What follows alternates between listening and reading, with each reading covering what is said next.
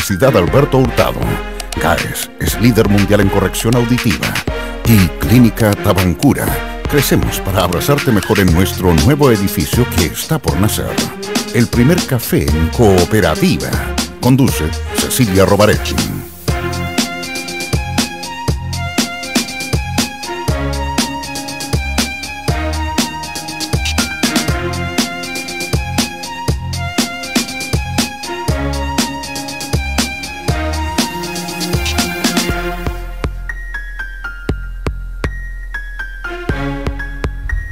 Hola a todo Chile y hola al mundo que nos sigue a través de cooperativa.cl. 8 grados la temperatura actual, 27 la máxima que se espera para hoy en la capital de Chile. El primer café de este martes 19 de mayo. Es un café especial porque tenemos el regreso triunfal de don Camilo Escalona. ¿Ah? de matar. Sí, que vicepresidente del Partido Socialista. Buenos días, buenos días. ¿Cómo está? Bien, muy Lo bien. extrañamos, ¿ah? Bueno, pero fueron algunas semanas en que era mejor que no viniera. Ya le vamos a preguntar por qué, ¿no es cierto? Claro, Jorge Correa Sutil, ¿cómo está usted? Muy buenos días. Que es consejero del Colegio de Abogados, un demócrata cristiano medio rebelde, pero... Siempre ha sido rebelde. ¿Siempre? ¿Sí? Ah, ya. Y ya va a llegar el señor Andrés Chadwick, que es el presidente de la Fundación Avanza Chile. ¿A cuántos minutos está el señor Chadwick? ¿De salir de la sábana, dice usted? ¿Le cuesta alguna gente? No sé. Bueno, ya llegará. También nos acompaña, como cada mañana, la Universidad Alberto Hurtado, que dice hoy cómo enfrenta el cristiano la diversidad sexual. El libro Sexualidades y Evangelio, editado por la psicóloga Carmen Reyes y el filósofo Samuel Yáñez, es una hoja de ruta para comprender las relaciones de pareja de los separados, los adolescentes y los homosexuales. El lanzamiento es hoy a las 19 horas en la Universidad Alberto Hurtado. Cambia el mundo, Universidad Alberto Hurtado. Bueno, comenzamos con... ¿Puedo comenzar, Cecilio, no? Con el señor Escalona. ¿Puedo levantar la mano, no? Yo no soy aquí la profesora, oiga, Así que dele Oiga, nomás. yo quiero tomarme la palabra para felicitarla. ¿A mí? A usted, para rendirle un homenaje y para agradecerle. Y a través tuyo a Ricardo Soto.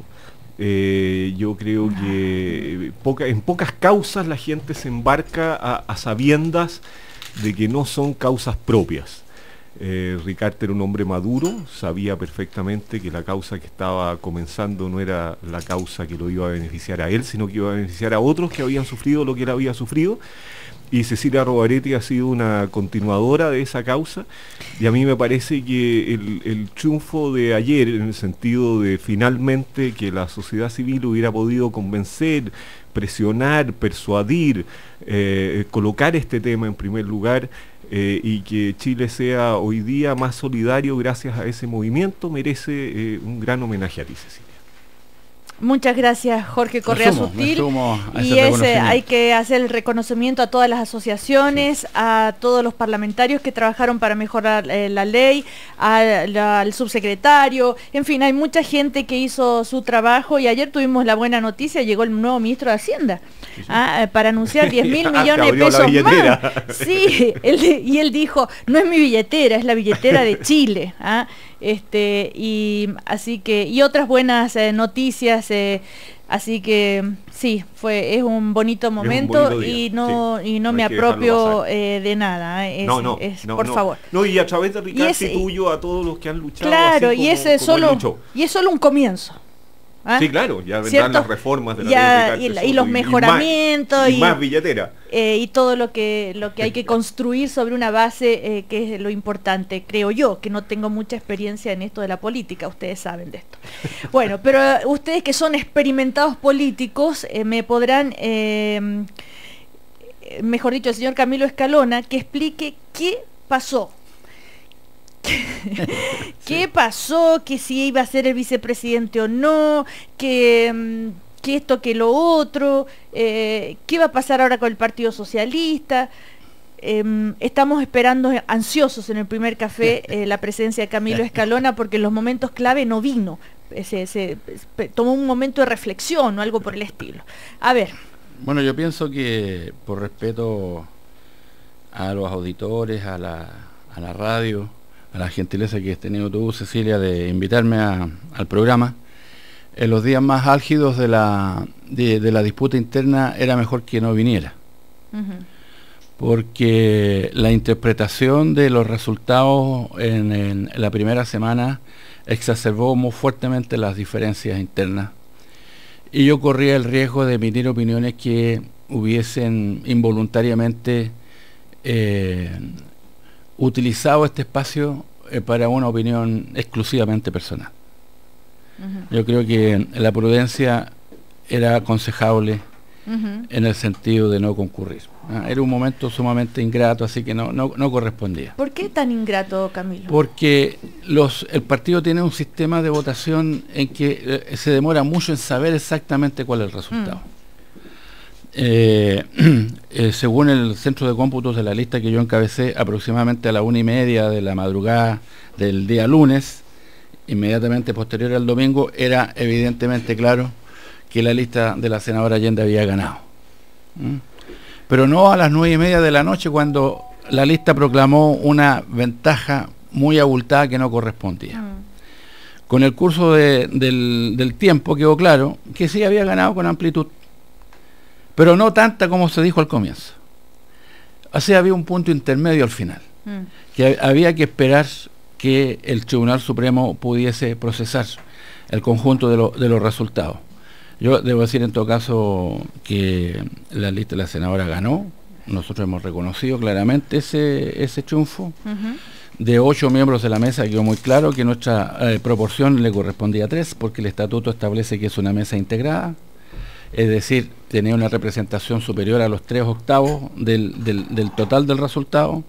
Accedimos a que la lista de Isabel, por razones de gobernabilidad, incorporara un vicepresidente más, precisamente porque ella ganó y le corresponde liderar. Y finalmente, con el curso de los días, las cosas se asentaron y se pusieron exactamente en un nivel de realismo que con el calor de las primeras horas posteriores no existía. De manera que yo creo que estuvo bien que ese día martes y el martes posterior yo no viniera al programa, porque seguramente mis opiniones hubiesen estado teñidas de todavía una situación inestable. Ahora, ¿corresponde asumir colectivamente la conducción? Esa es una de las frases de ayer de Camilo. Claro, ¿no? Porque el Partido Socialista tiene muchos sectores internos. Claro, y el otro tema, Camilo, es se habló mucho de cuánto influyó la interna socialista en lo que pasó en el gobierno, en las diferencias con Peña y Lillo, etcétera, etcétera. ¿Cierto? Andrés Chadwick, buen día. Buen día, Cecilia. ¿Cómo estás? Mucho gusto. Voy despertando a poco. Oiga, lo están mirando muy serio ustedes a Camilo Escalona, muy atentos. Es un momento solemne. Sí. A ver, ¿sí? Sí, perdón. Yo alcancé a escuchar parte de lo que decía Camilo. Creo que corresponde obviamente felicitar a Isabel Allende por su triunfo, pero también a Camilo Escalona, que está al frente mío aquí, porque creo que se dio una lucha y se emprendió una tarea democrática en el Partido Socialista para elegir su directiva, y que la culminaron bien. Y cuando él decía que el martes pasado no había venido porque es mejor esperar un tiempo para poder dar opiniones más serenas y más tranquilas, por Dios que es cierto y es sabio lo que ha dicho, porque a veces que es bueno dejar pasar el tiempo para poder ponderar bien las cosas, y hoy día el Partido Socialista ha podido poder conformar su mesa directiva y su conducción en términos donde han quedado representados todos los sectores, y eso es muy bueno para los partidos. Y siempre es bueno darse un tiempo para poder dar opiniones con mayor tranquilidad, y eso ojalá fuese válido para todos. Además, debo decir de que a propósito de todos, debo decir de que participaron cerca de 32.000 personas, lo que es una cifra bien elevada. Denotó interés, y en un momento de descrédito de la política y había muchos militantes. Yo en algún momento lo dije. había muchas personas que precisamente por los temas de probidad y de corrupción, muchos militantes no querían ir a votar.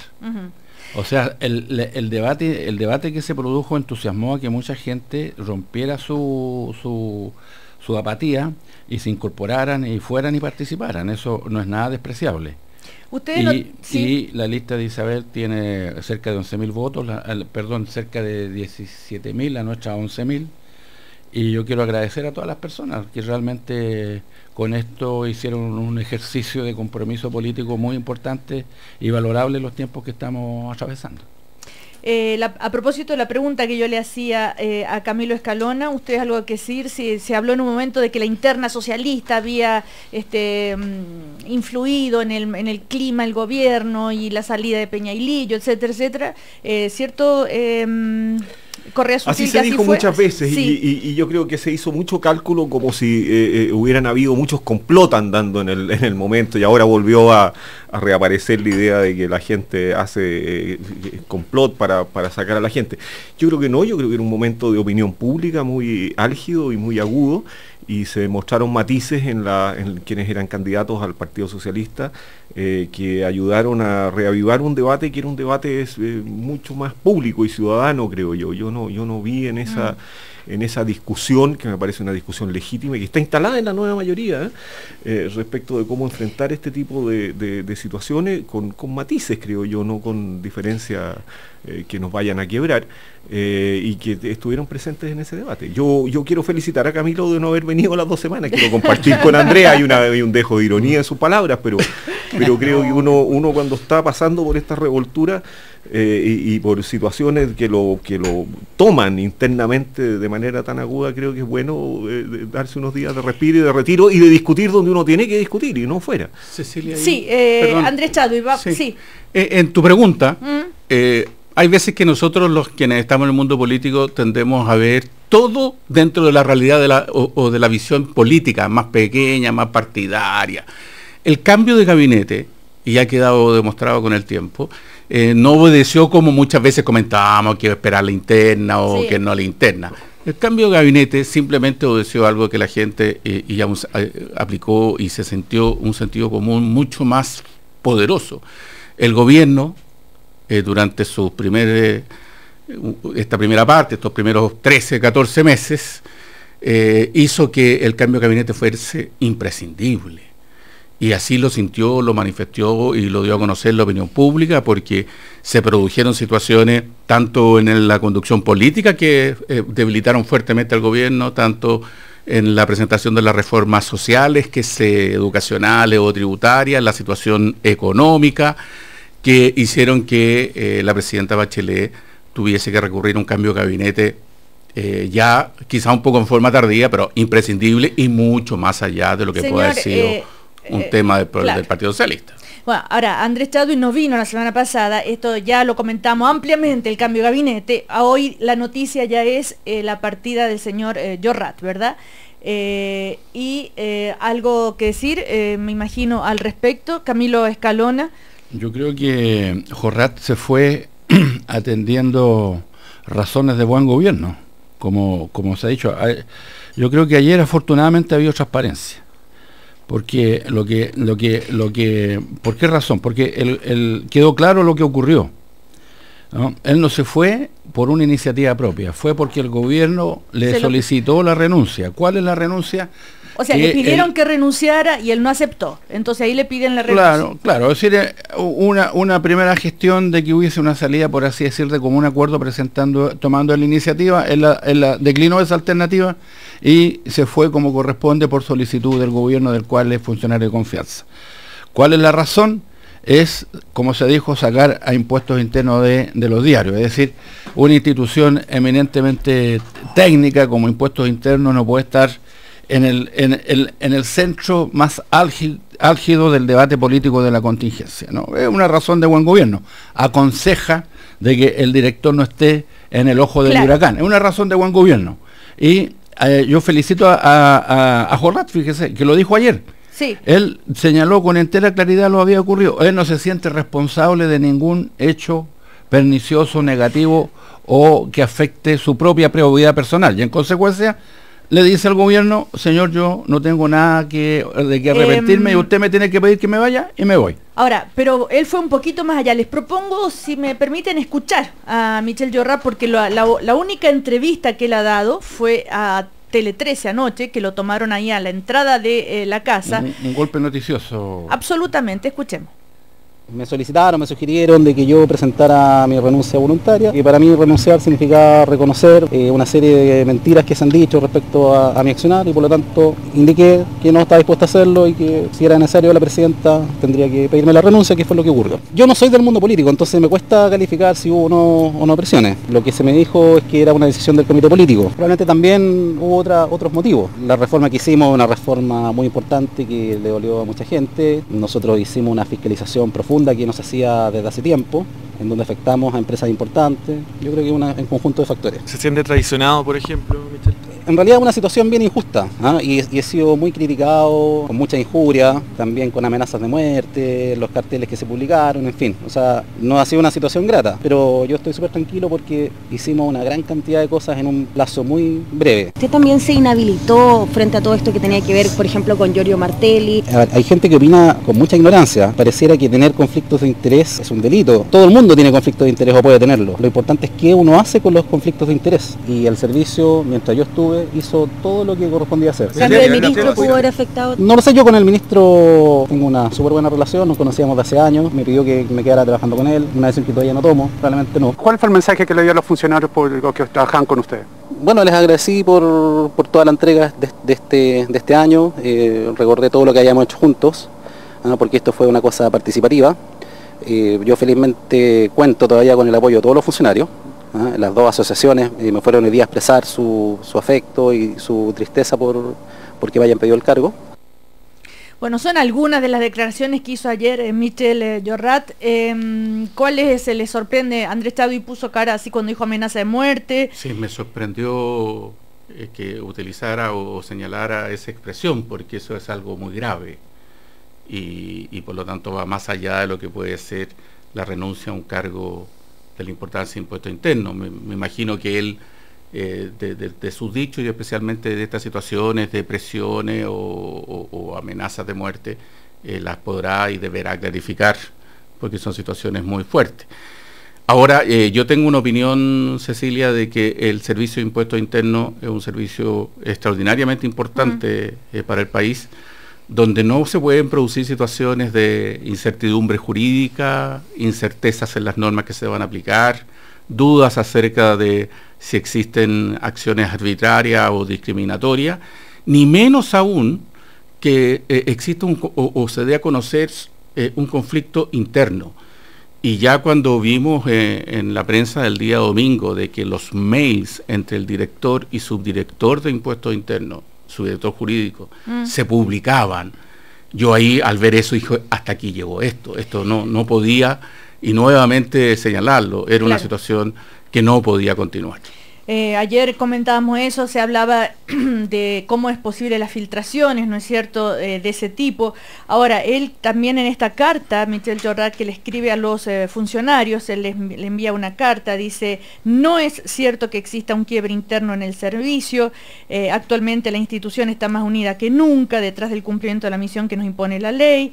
En fin, son algunos de los párrafos. Vuelve a insistir en esto de que se logró implementar una exitosa y ordenadamente la mayor reforma tributaria de los últimos 30 años, y también muchos de los que estamos hoy aquí llevamos largo año en la institución, y en poco más de un año de gestión logramos entre todos avances notables. Son algunos de los párrafos, pero hay algo en los dichos de Michel Llorrat que da a entender lo de la campaña, porque él dice este párrafo: rehusé hacerlo, esto de renunciar voluntariamente, porque a mi entender ello habría significado de alguna manera aceptar como verdaderas todas las imputaciones y falsedades vertidas en mi contra durante largos meses, que frené investigaciones, que protegí a algún sector, etc.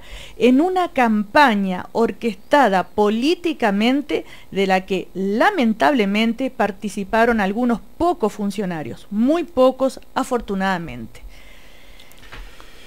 Jorge Correa Sutil. Yo creo que a lo mejor puede ser bueno volver un poco atrás y explicar por qué el Servicio de Impuestos Internos está en el ojo del huracán, ¿no?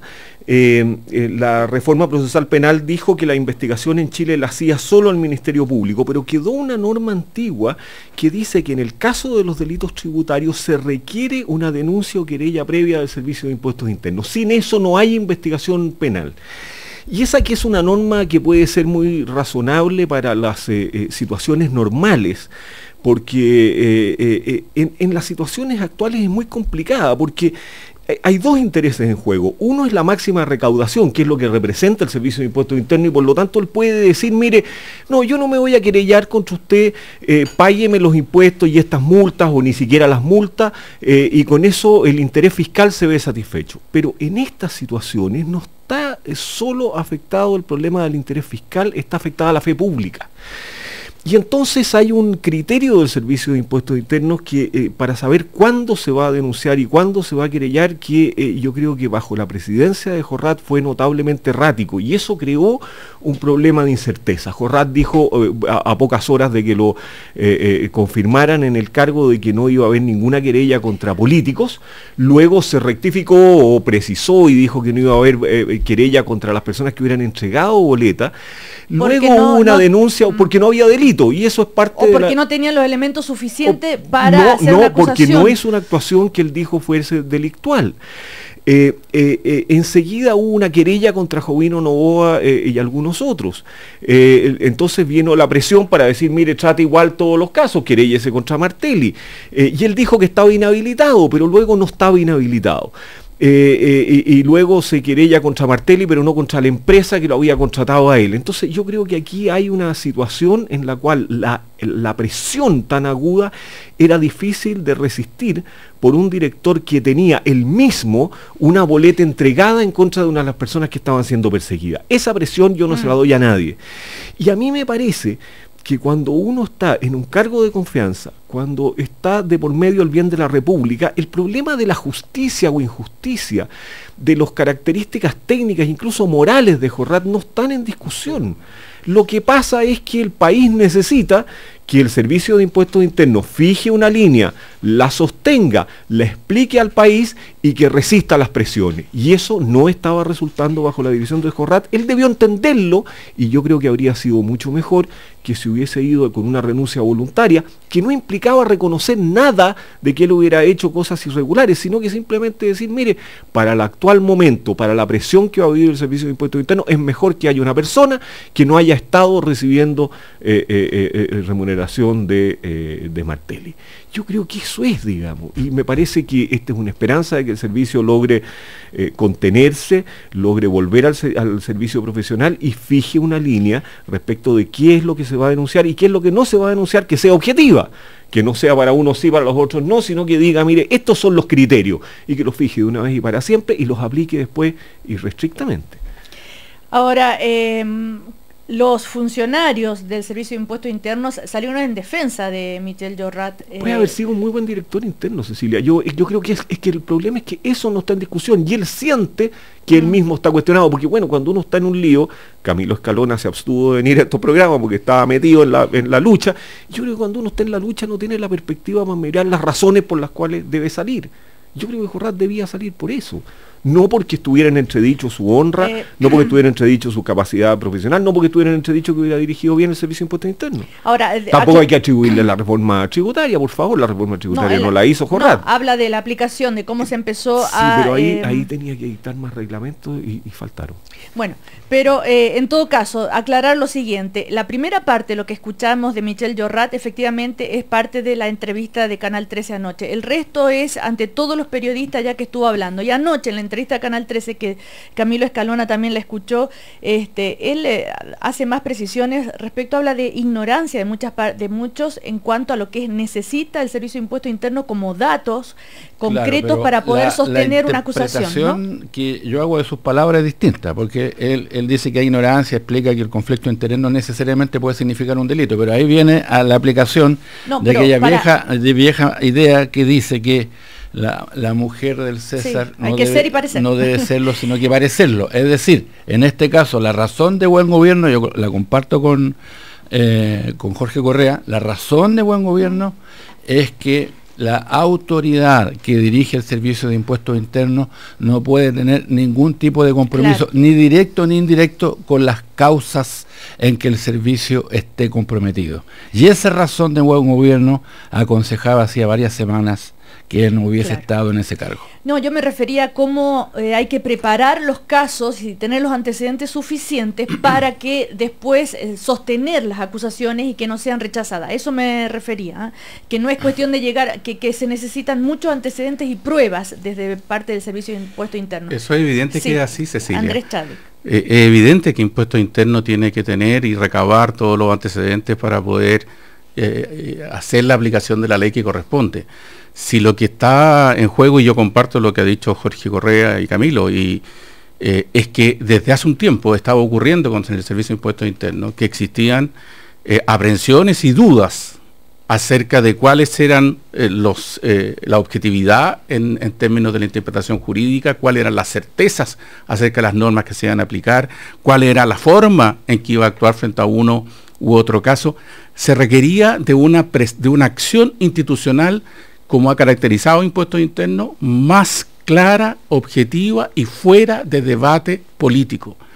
Y cuando se dice eufemísticamente ahora que Impuestos Internos salga de los diarios, bueno, el hecho de salir de los diarios, o bien preguntémonos, ¿por qué estaba en los diarios? Estaba por esto, por los problemas que afectaban al señor director, por los problemas de incerteza jurídica que existían, por las dudas que existían acerca de la objetividad en la aplicación de las normas, por las dudas que existían acerca de los cambios de criterios jurídicos con los cuales se estaban aplicando a unos u a otros, o ahora o antes, determinadas normas jurídicas, y por los problemas internos. Fíjate que en la carta, o en una de las declaraciones que dice Llorata ahora, dice que puede haber habido alguna campaña política, y señala que dentro de esa campaña política podrían estar los menos, dice, pero funcionarios del propio Impuestos Internos.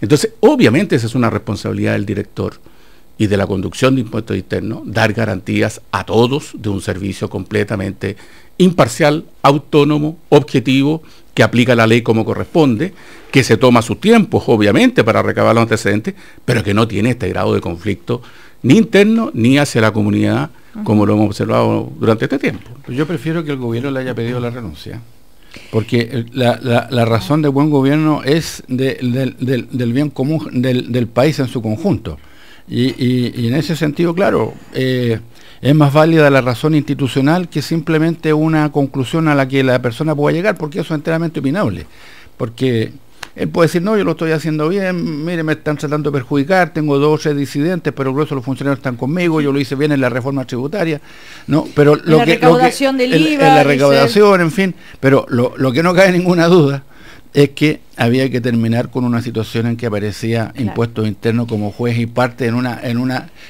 un litigio que termina en los tribunales. Eso tenía que tener término y era responsabilidad del gobierno poner término a esa situación. Ahora, pero curioso las aguas van a seguir bastante agitadas, porque, insisto, la llave del inicio de la investigación penal en estos delitos que son tributarios, pero también de fe pública, la va a seguir teniendo el Servicio de Impuestos Internos. Y yo creo que es muy difícil que el servicio por sí mismo fije el criterio de cuándo va a perseguir o cuándo no va a perseguir, porque al Servicio de Impuestos Internos le puede resultar fácil en la medida que solo está involucrado el interés de recaudación fiscal. Pero yo creo que ese otro criterio debiera ser un criterio que incluso se fije a nivel político. Estoy diciendo algo que me van a criticar y que me van a decir que es la independencia del Servicio de Impuestos Internos. Es que yo creo que esto supera el Servicio de Impuestos Internos. Y si de mí dependiera, yo fijaría una vara muy baja.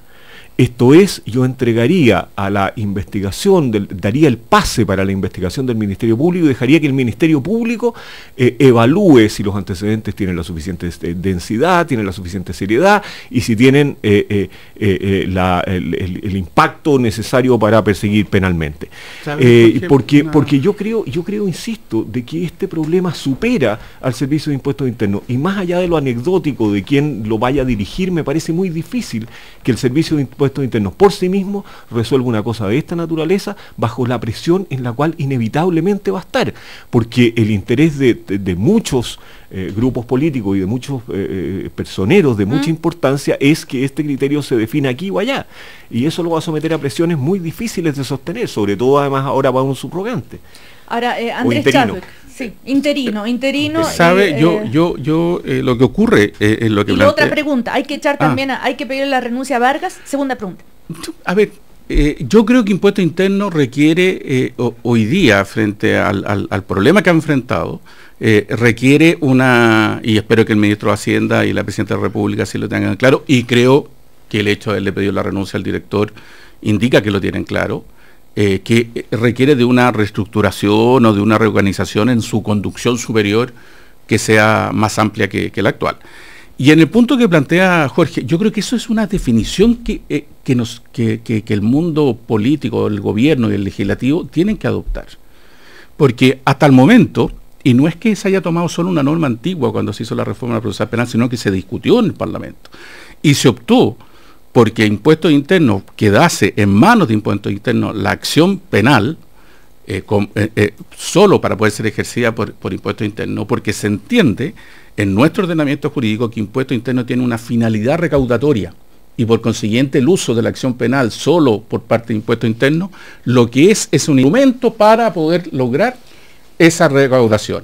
Ahora, que han surgido otro tipo de problemas, creo que como existen otras legislaciones, a la legislación europea, por ejemplo, esto se hace con mecanismos objetivos.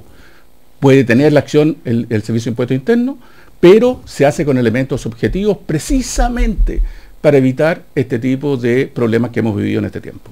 Vamos a comerciales rápidamente. A la vuelta tiene la palabra Camilo Escalona. Curioso también que el ministro de Hacienda le ofreció, dice, quedarse a trabajar con él en el Ministerio de Hacienda. No en el servicio. No, sí dije, en el Ministerio de Hacienda. Entonces quiere decir que lo considera una persona con talentos en la materia. Bueno, vamos a comerciales. Hoy más que nunca exijo mis derechos. Cooperativa. La verdad, como la queremos escuchar. Según el Fondo Monetario Internacional, 200 millones de personas en el mundo no tienen trabajo. ¿Cómo comprender esta economía que se resiente por las crisis financieras globales? Preguntas como esta analiza la profesora del MBA de la Universidad Alberto Hurtado, Consuelo Silva Boston, en sus papers publicados en el Journal of Banking and Finance. Facultad de Economía y Negocios, Universidad Alberto Hurtado. Vamos a tener otro. Vamos a tener otro. Esa noticia, ese momento, jamás lo olvidaré. Llamé a cada uno de mis amigos para contarles que por fin tendría un partner, uno que me acompañaría toda la vida. En Clínica Tabancura estamos muy felices y orgullosos de presentarte nuestro nuevo edificio que está por nacer. Más habitaciones, más pabellones, más estacionamientos y más de ese cariño y comodidad que tú y tu familia merecen. Clínica Tabancura. Crecemos para abrazarte mejor. El acceso en línea a la información mejora la gestión de los gobiernos y el desarrollo de los países. ¿Cómo preservar el valor ciudadano de Internet? Cambia el mundo. Universidad Alberto Hurtado. Sabes, desde que te conocí que no puedo olvidar tu mirada, no puedo olvidar tu pelo, no puedo olvidar tu linda voz. De verdad, no puedo olvidarte, Andrea. Me llamo Carolina. Carolina, sí. Te puedes olvidar de muchas cosas, menos de tus oídos. Únete a la 8ª versión de la campaña nacional No te olvides de tus oídos y toma conciencia de los problemas de audición. Ven a cualquier centro GAES y realízate un chequeo auditivo gratis. Agenda tu visita en gaes.cl o llamando al 600-600-4237. GAES, líder mundial en corrección auditiva. Atención beneficiarios del IPS ex-INP. Se informa que el pago de pensiones y beneficios del Instituto de Previsión Social ex-INP, que corresponden hasta el día miércoles 20 de mayo, se realiza solo en sucursales de Banco Estado y Serviestado. Recuerde, si usted cobra beneficios del IPS ex-INP, debe concurrir directamente a Banco Estado de 9 a 14 horas o a Serviestado hasta las 19 horas. Más información www.ips.gov.cl. Gobierno de Chile. ¿Caramel cappuccino para Dani? Pedro, Maca, Seba, Cristóbal, Javier, Marcelo, Valentina, Rodrigo, Bárbara, Vivi, Andrés, Fran. Oye, ¿por qué están todos acá? Porque durante todo mayo, Starbucks está con 40% de descuento pagando con tu tarjeta Cencosud Visa o Cencosud Mastercard. No te pierdas este espectacular descuento. Revisa las condiciones en www.tarjetacencosud.cl. Tarjeta Cencosud. Te quiero ver disfrutar. Te quiero ver feliz. Un estudio realizado por especialistas de la Universidad Complutense de Madrid reveló que los trabajadores que se desenvuelven de manera más feliz en su entorno laboral consiguen ser más confiados y abiertos a las nuevas oportunidades. Por eso es importante que cada persona tenga actividades relacionadas con su felicidad, como pasar tiempo al aire libre, junto a la familia o bien tener instancias de esparcimiento, todos momentos que contribuyen al nivel de bienestar personal. Un significativo crecimiento en la felicidad de los trabajadores aumenta la productividad al interior de cada organización y enriquece el clima colaborativo. Por eso, en Caja Los Andes organizamos el 6º Congreso en Andes Felicidad, Ética y Bienestar. Más información en www.cajalosandes.cl. Cámara Chilena de la Construcción, por un país mejor. 9 grados. 9 grados en Santiago. ¡Sorpresa! ¿Qué pasó, familia? Que yo sepa, no es mi cumpleaños. ¡Felicidades! Un año más sin accidentes en tu trabajo. Papá, si te cuidas tú, nos cuida a todos. Porque la seguridad de nuestros trabajadores es la seguridad de sus familias. Los empresarios de la construcción debemos asumir el liderazgo de la seguridad laboral. Visitemos periódicamente nuestras obras, observemos el estado de las instalaciones, las condiciones de trabajo, las medidas de seguridad, la actitud y comportamiento de nuestros trabajadores. Un mensaje de la Cámara Chilena de la Construcción. Obra de constructores, obra de todos. Cooperativa. 23 minutos para las 10. 23 minutos para las 10. Seguimos ejercitando la buena costumbre de opinar. El primer café continúa. Una nueva mañana en Cooperativa.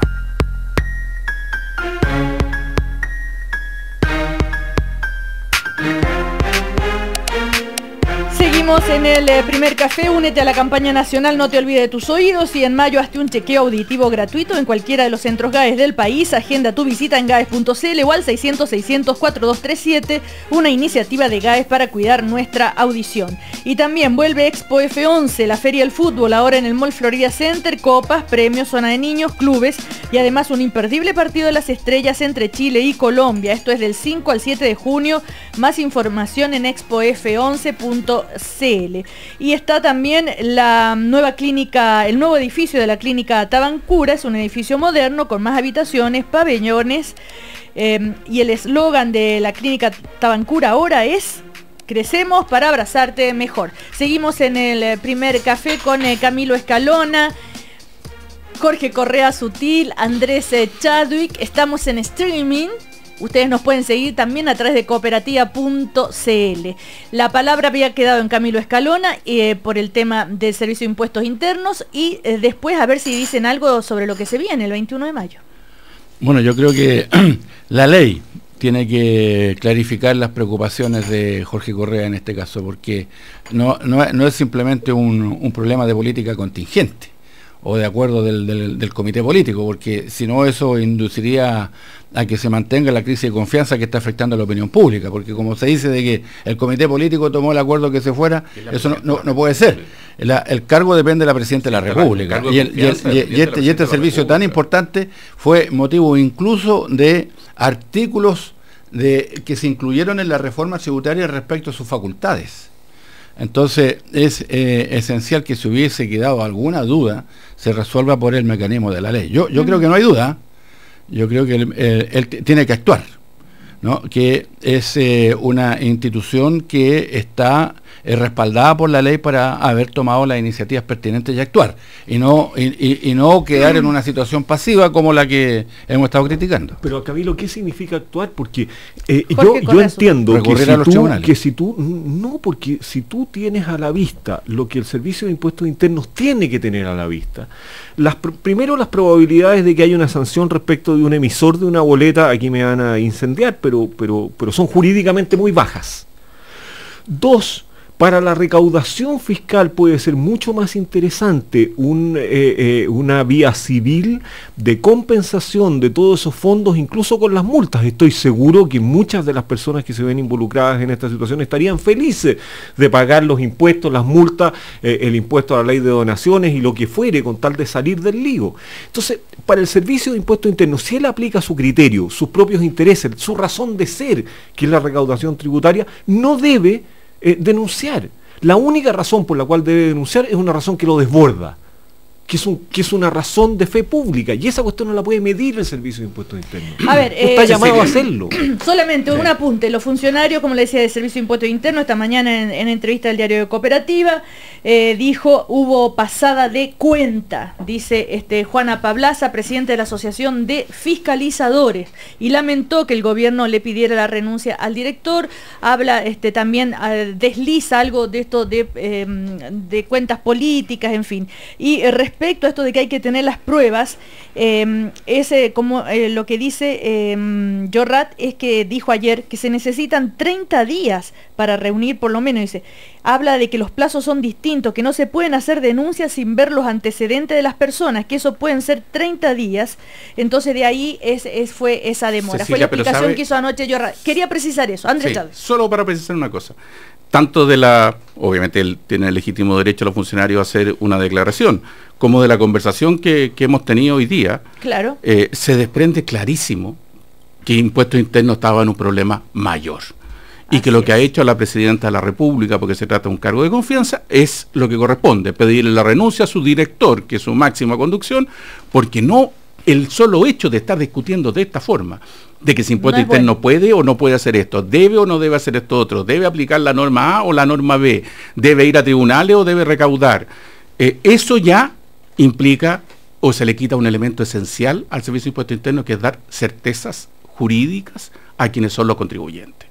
Y por lo tanto lo que ha ocurrido aquí es algo que es el funcionamiento institucional. Una persona que está en un cargo de exclusiva confianza le debe ese cargo y responde ante la Presidenta de la República. Ahora, a propósito de las consecuencias también de esto, es lo que pasó con Jovino Noboa, que pidió, ¿no es cierto?, que se revocara las querellas y la fiscalía. No impidió nada. Pidió, dijo. ¿Ah? Dije. Pidió. Pidió. Sí, la fiscalía y los querellantes... eso sí, perdona. Mil disculpas. La fiscalía y los querellantes rechazaron ante el octavo juzgado de garantía de Santiago la solicitud del ex senador de la UDI y del ex diputado Alberto Cardemil, de Noboa y Cardemil, de suspender la audiencia de formalización por delitos tributarios. ¿Por qué él había pedido eso? Es un incidente de nulidad, es un derecho procesal. Entiendo que las razones por las que yo he conocido es que lo ha hecho en virtud de dos puntos. Uno, de que que la Fiscalía habría presentado la solicitud de formalización sin que hubiese una querella o denuncia expresa por parte de Impuestos Internos, que es parte de la discusión jurídica que se ha tenido en este último tiempo. Y en segundo lugar, porque una vez que presentó la querella a Impuestos Internos, el señor Jorrat no tenía las atribuciones para hacerlo. Ese último punto es el clave. Ese es el punto que se va a discutir ante el juez de garantía. ¿Qué piensan ustedes? ¿Puede ser una consecuencia entonces que lo de Jovino Noboa quede...? Bueno, ahora la Fiscalía rechazó, pero ¿tiene argumentos suficientes? Yo pienso que... Camilo Escalón. Yo creo que el proceso va a proseguir. No veo que se vaya a detener, ya no, es imposible. Jorge, ¿Correa Sutil? No lo sé, Cecilia, no he estudiado a fondo el asunto, pero hay un problema allí. Pues son delitos tributarios. Claro, pero la denuncia de Impuestos Internos fue parcial, fue respecto de una o dos situaciones, y de ahí la Fiscalía construyó un caso mayor. Entonces me parece que Jovino Noboa tiene, desde el punto de vista jurídico, un punto que hacer y que va a ser discutido en tribunales.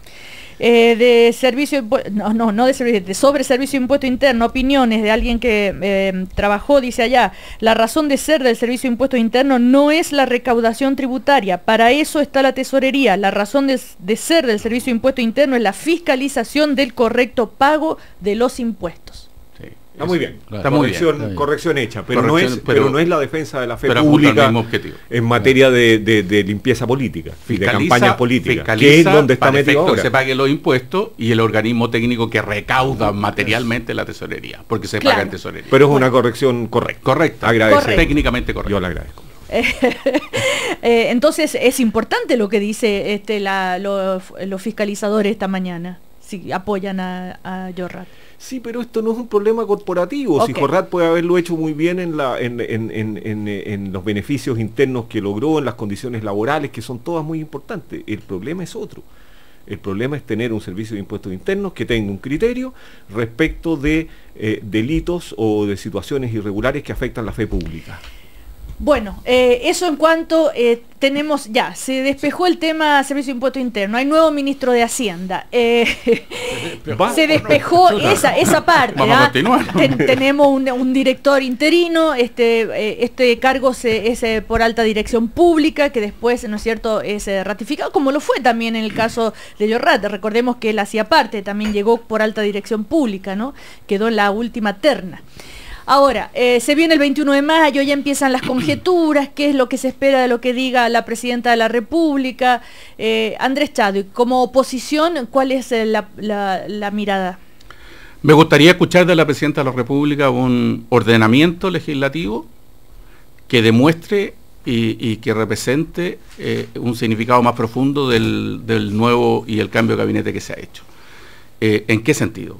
Un ordenamiento legislativo para efecto de tratar los temas o la reforma en forma ordenada, con calma, con prudencia y fundamentalmente en un cambio de actitud que pueda ser marcado por el diálogo, por la búsqueda de acuerdos y por generar políticas públicas que no surjan de improvisaciones, sino que surjan de un trabajo mancomunado y que sean bien hechas. Y espero yo que el 21 de mayo la Presidenta pueda dar ese rumbo, ese cambio de rumbo hacia lo que queda de su mandato. Jorge Correa Sutil, está el tema de la nueva constitución. Es malo citarse a uno mismo, ¿no? Pero en una columna que yo publiqué el sábado, planteé que uno de los problemas centrales que había tenido el primer tiempo del gobierno con el gabinete anterior había sido un conjunto de anuncios más bien erráticos que habían generado expectativas, debate público, que había recalentado el ambiente, pero que finalmente la opinión pública había juzgado que los proyectos, que son lo que a la opinión pública le importa, habían tenido un grado importante de improvisación. Y yo creo que ese juicio de la opinión pública debe ser tomado muy en serio. Si de mí dependiera, yo lo que espero y lo que me gustaría es una cuenta. Es una cuenta de un año de muchos logros, y yo creo que el gobierno debe poner una pausa de tal manera de estar seguro, convencido y con proyectos muy bien estructurados antes de hacer nuevos anuncios. Y el gabinete está muy nuevo todavía, me parece a mí, para que eso se haya producido, y por lo tanto yo dejaría los anuncios de nueva constitución para septiembre, tal como se anunciaron. Y más bien en anuncios creo que lo que el país espera y lo que puede anunciarse es la agenda pro transparencia. Pero la oposición está exigiendo precisiones de parte de la Presidenta sobre el mecanismo para llegar a la nueva constitución. Yo no las haría hasta septiembre, y el Congreso está iniciando el debate por el plebiscito constitucional. Entonces la oposición y Hernán Larraín en particular lo ha pedido. Si la Presidenta se va a referir al tema constitucional en su discurso el 21 de mayo, no cabe la menor duda que tiene que hacer una precisión sobre la forma, dado que ella ya se ha comprometido a un procedimiento. Pero aunque no lo haga, incluso aunque no lo haga el 21 de mayo, están pidiendo igual precisiones. Sin duda, porque ya el tiempo pasa rápido, septiembre se nos puede venir, como se dice, rápidamente encima. Y esto de proceso constituyente es extraordinariamente vago, ajeno a nuestra institucionalidad, y que creo que es difícil. Yo no me he encontrado con nadie que pueda definirlo hasta el momento. Por lo tanto, sería bueno que ella pudiese dar claridad en un tema que, como todos sabemos, es demasiado importante, como es la Constitución. Ahora, sin embargo, y Hernán Larraín el otro día dijo, incluso su propio hijo aquí en el panel, Hernán Hijo dijo, mi papá dijo tal cosa y estoy en contra. Su papá dijo que no era necesario. Problema el día domingo en el almuerzo. Y eso anunció el viernes pasado. Y dijo que Hernán Larraín padre dijo que no era necesaria una nueva Constitución. Camilo Escalona. Yo pienso que la prioridad, la presidenta cuando en uno de las comparecencias importantes que hubo en el mes de abril ante los medios de comunicación, señaló que vivíamos una crisis de confianza. A mí me parece que es importante esa precisión porque significa que no es una crisis del Estado, es una crisis del sistema de representación política, del sistema político, de los propios partidos, del Parlamento, del gobierno, pero sin embargo el Estado continúa funcionando. De hecho, las capacidades de respuesta del Estado, al menos en las últimas situaciones de emergencia en las regiones del sur, mejoró en relación a lo que había sido su capacidad anterior. Finalmente, en la tercera región, la capacidad de movilización del Estado, de la Fuerza Armada, fue tremenda, aunque alguien podía decir que hubo días de tardanza, pero finalmente el Estado en su conjunto fue capaz de actuar. En fin, el comandante jefe de la Armada acaba de anunciar de que la base naval de Talcahuano se va a reinaugurar antes de lo que se pensaba, etcétera. O sea, yo considero que no hay una crisis del Estado, sino que una crisis del sistema de representación política. Una crisis que se refleja en esta crisis de confianza que dijo la presidenta. Si es así, si ese es en realidad el diagnóstico, entonces la tarea principal es la lucha contra la corrupción. Es decir, mire lo que está pasando. ¿Cuál fue los titulares del fin de semana? ¿No? Las investigaciones relativas a los municipios. Sí. ¿Cuál fue la noticia el día lunes? La salida de Jorrá, que está vinculado al tema de las boletas de Martelli, etcétera. Pero o sea, eso es para toda la clase política. Para toda no, si yo no estoy excusando a nadie. La sociedad necesita una seguridad, que las medidas que se han impulsado, que se están tomando, que aquellas que han avanzado en el plano legislativo en Valparaíso o aquellas que no estén en Valparaíso se tengan que incorporar. Es decir, esta agenda se va a materializar con una voluntad política de concretarla en cosas de semanas o de meses. Yo hago mía la tesis de Correa, no por aprobar algo hay que aprobarlo mal hecho, pero sí hay que tener la voluntad política de colocar esto en el centro de la agenda.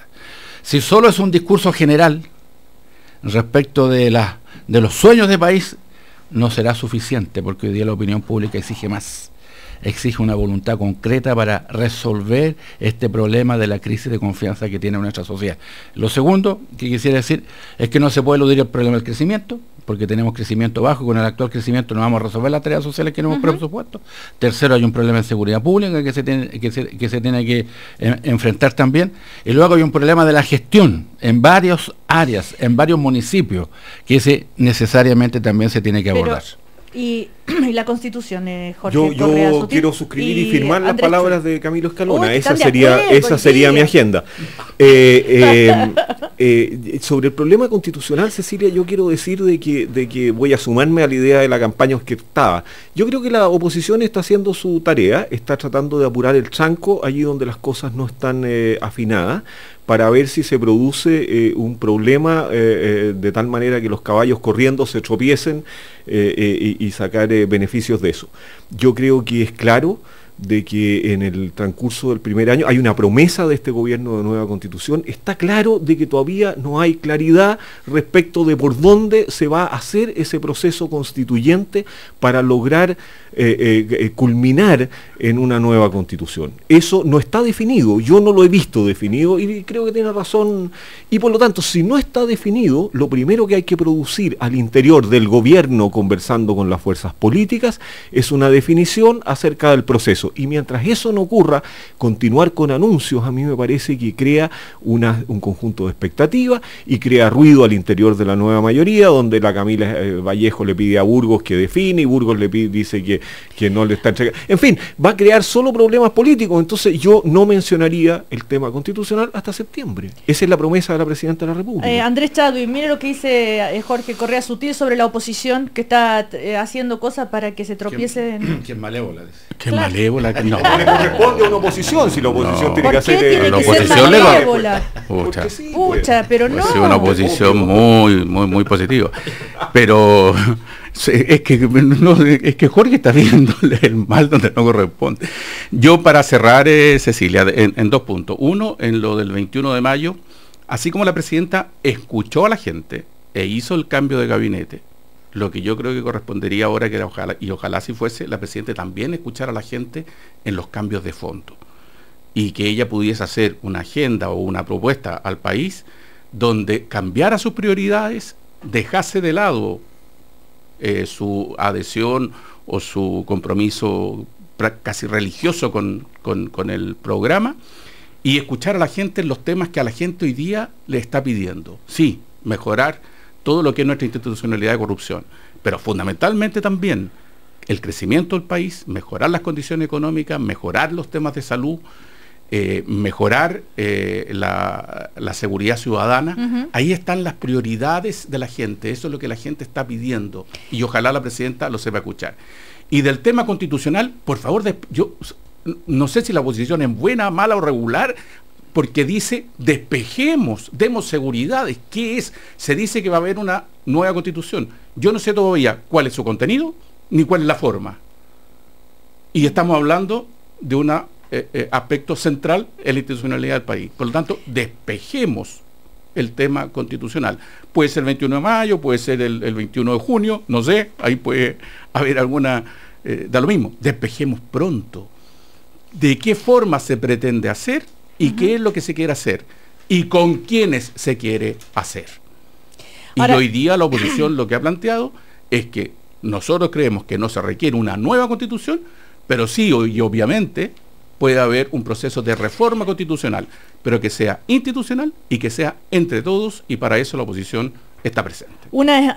Algo didáctico de parte de ustedes, por favor, cuando se lee Congreso inicia debate constitucional y cita al ministro Burgos por proyecto de plebiscito. Hoy se comenzará a tramitar por primera vez una iniciativa relacionada con la Constitución. A la Constitución del 80, volvemos a la Constitución del 80. Comisión de Constitución de la Cámara discutirá propuestas para definir mecanismos.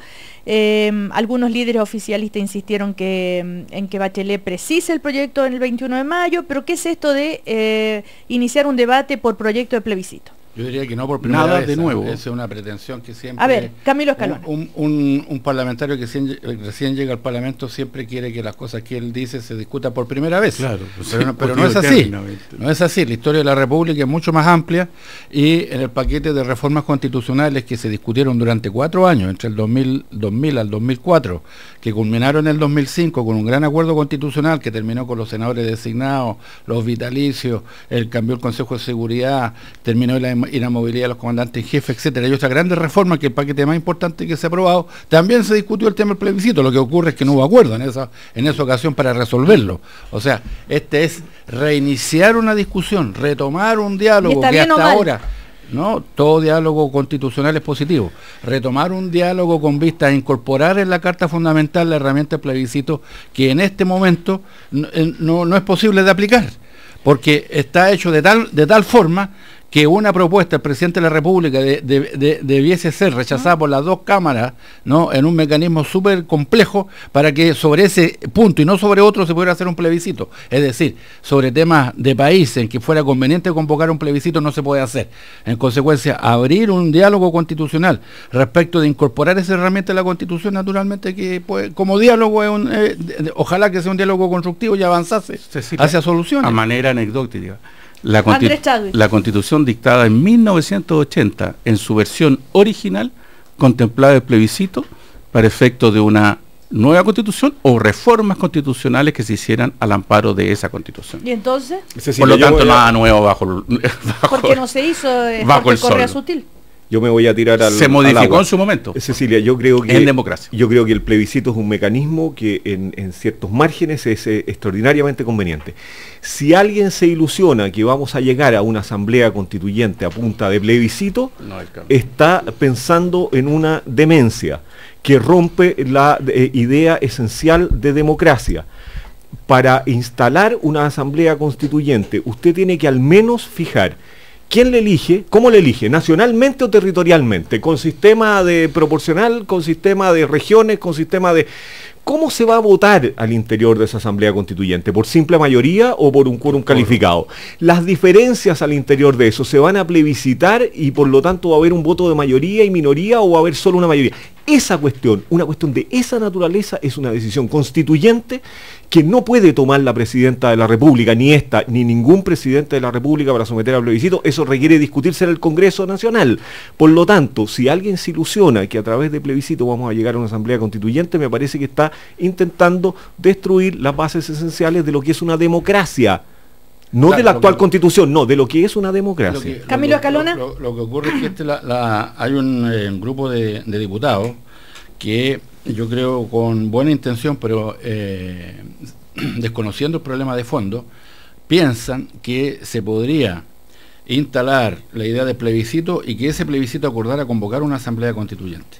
Pero lógicamente que es una pretensión que no resuelve el problema de fondo, porque para avanzar hacia una nueva constitución, lo que necesita el país es, como el propio Partido Renovación Nacional lo dijo a través de su presidente el fin de semana, abrir un diálogo constitucional que permita abordar el tema de fondo, cuáles van a ser esas bases constitucionales, cuáles van a ser los grandes cambios constitucionales que se van a realizar, cómo se van a plasmar, es decir, un diálogo democrático y participativo que permita echar las bases que posibiliten que el país avance hacia una nueva constitución.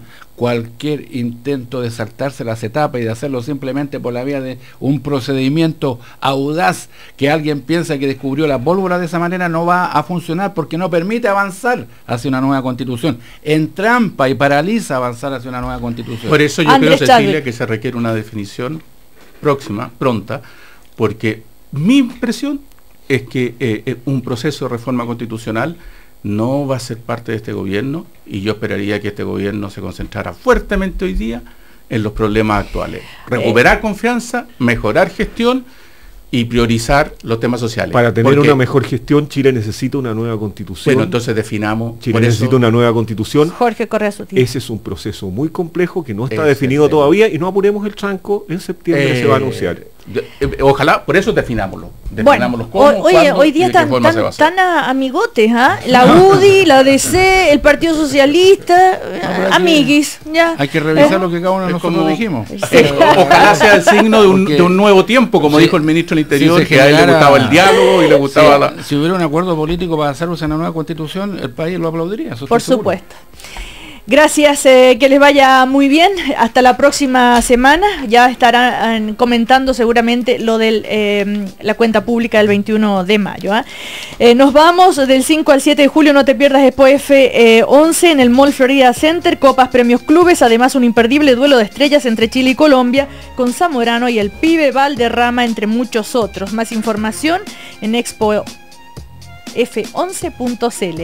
Y durante mayo anda y realízate un chequeo auditivo gratuito en cualquiera de los centros auditivos GAES y únete a la 8ª versión de la campaña nacional No te olvides de tus oídos. Y el nuevo edificio de la Clínica Tabancura, que tiene más habitaciones, más pabellones y más estacionamientos, es el nuevo edificio de la Clínica Tabancura, que también nos acompaña en el primer café. Que les vaya muy bien. Chau, chau. Gracias.